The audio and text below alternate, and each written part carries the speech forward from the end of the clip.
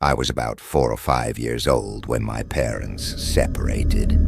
My mom had just moved into a 2-bedroom apartment, and even though I had my own room, I usually slept in her bed when I stayed over. Our rooms were at the end of a hallway, directly across from each other. It was summer, and since we were on the first floor, my mom liked to keep her bedroom window open to let in the breeze. One night I woke up and noticed our cat sitting in the doorway of my mom's room, staring into mine. That was weird. He always slept in bed with us. As I watched, he slowly walked into my bedroom and let out a low meow. Something about it felt off. I turned to wake my mom. It only took her a few seconds to groggily ask what was wrong, but by the time we both looked back at the door, there was a man standing just outside my room. He had come out of my bedroom. I barely had time to react before my mom grabbed me, ran to the window above the bed, and, without hesitation, pushed out the screen and threw me outside. It was only a 3-foot drop, but I hit the ground hard. A second later, she jumped out after me, and we both started screaming for help. Someone called 911. When the police arrived, they found no signs of forced entry. The only clue was our front door.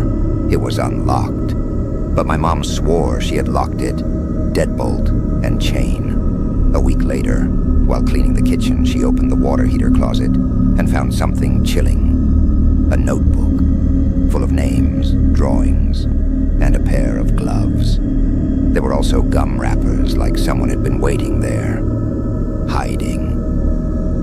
The police came back, but all they could do was speculate. The man had been inside our home, waiting for us to fall asleep.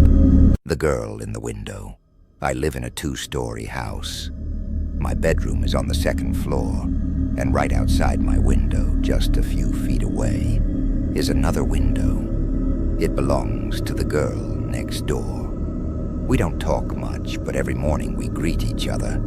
A simple wave, a smile.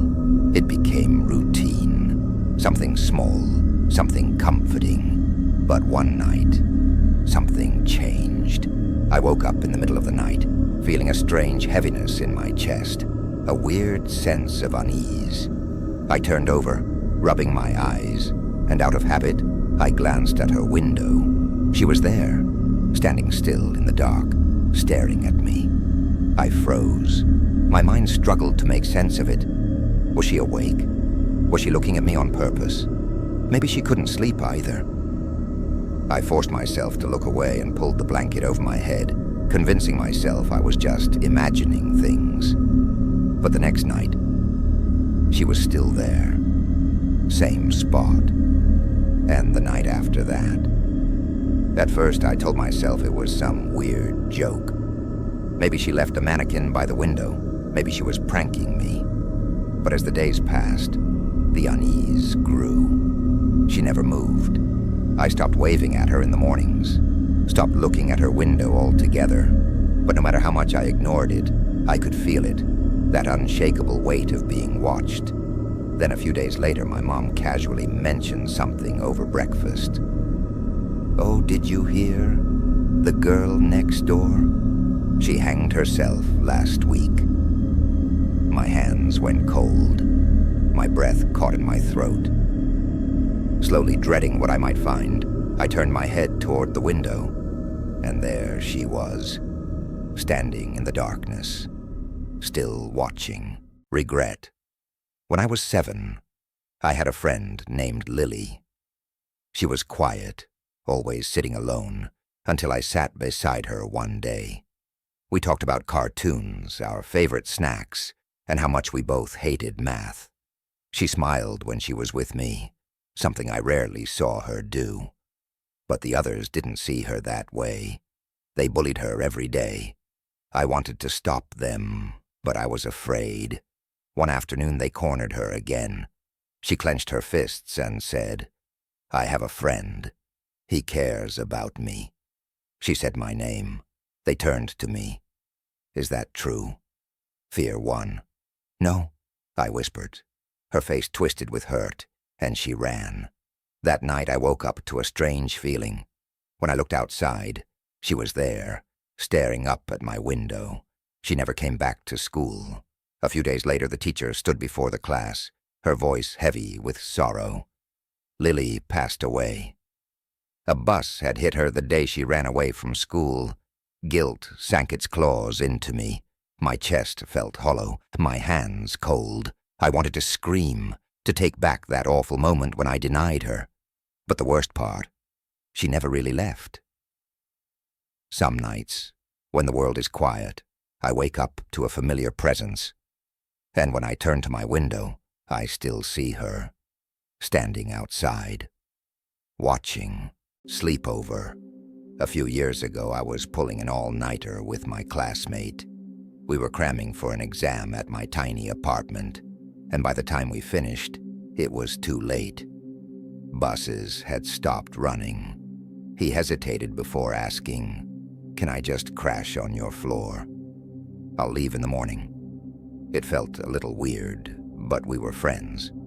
"Fine," I said, "just don't snore." I got into bed. He set up a blanket on the floor. We both fell asleep. Then at around 2 a.m., he shook me awake. His face was pale. "I'm starving. Let's go get food." I groaned. "What? It's the middle of the night. Just make some ramen." He shook his head. "Let's go. Right now." Something in his voice made my stomach twist. I didn't argue. I grabbed my coat, and we stepped outside. The second we hit the street, he turned to me and whispered, "I'm not hungry. I woke up and looked under your bed. There's a man under there." My blood ran cold.